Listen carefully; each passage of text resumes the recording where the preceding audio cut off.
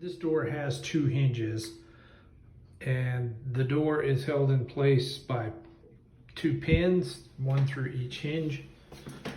You saw the pin earlier in the video. That's the head of it, and then the shaft goes down to about right here.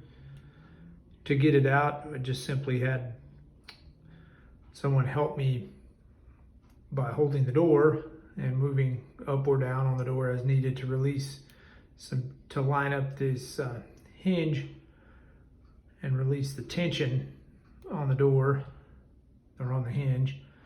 And I just pulled it up, put the lubricant on as you saw, and slid it right back in. The whole thing just took a few minutes. Did it on one and then the other. The video is almost real time.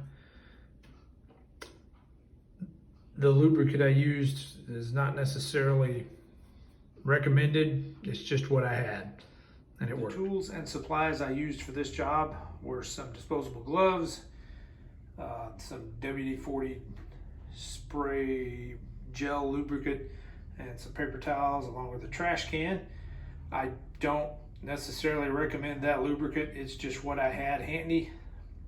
Many other types of lubricant would work just fine, and I don't even know what the recommended one would be, but this is what I had. It worked, and it only took maybe 15 minutes to do the whole job.